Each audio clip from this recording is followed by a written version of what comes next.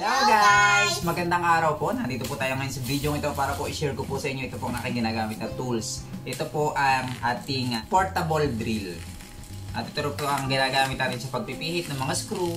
Ito po ay bago na po uli kasi yung unang gantong gamit ko po ay matagal nang binili, nasira na po.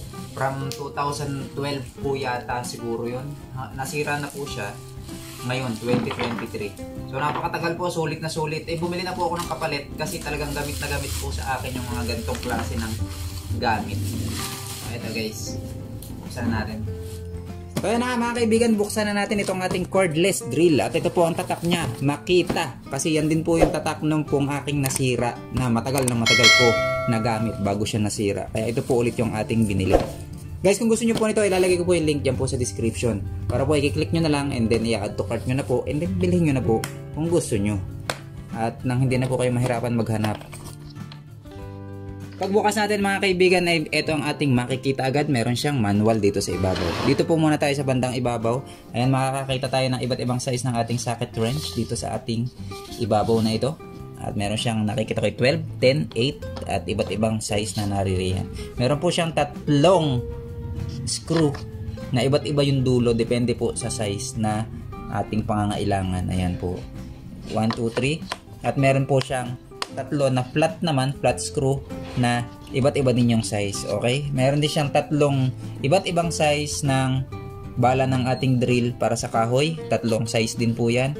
Meron din po siyang tatlong size para po sa bakal. Ito po, iba't ibang size din po yan, tatlo din. At meron siya ditong extension pagka medyo lalim yung ating pong kailangan pihitin.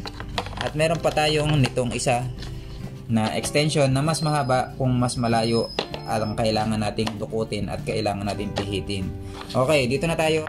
Meron siyang charger mga kaibigan. Ayan, ito po ang charger niya ay 12.6 volts output. Okay, at meron po siyang kasamang dalawang battery. At syempre, nandito na po yung ating Makita cordless drill.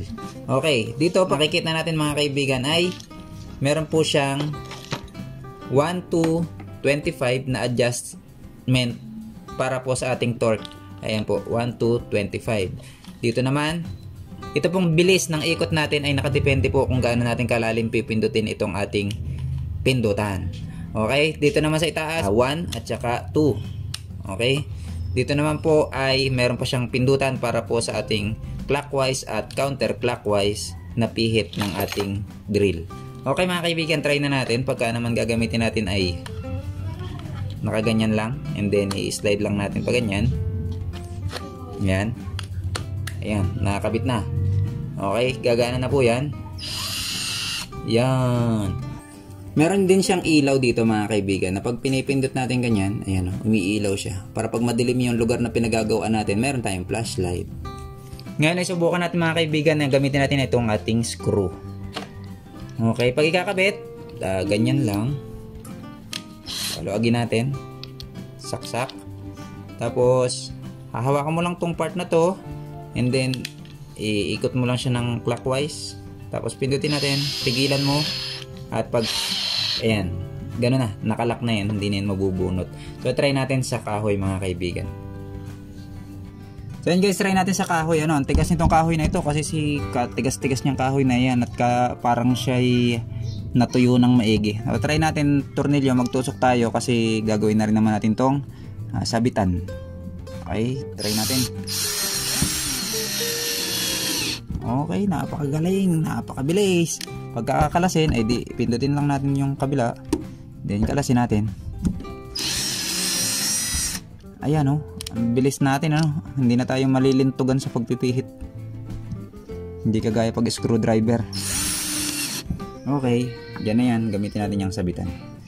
So yun guys, kung gusto nyo pong umorder ng ganito pong klase ng cordless drill, click nyo lang po yung link dyan po sa description at saka sa comment section nitong ating video. And then add to cart nyo na lang po and then bilhin nyo na. Ganito na lang mga kaibigan, please don't forget to like and subscribe. Bye bye.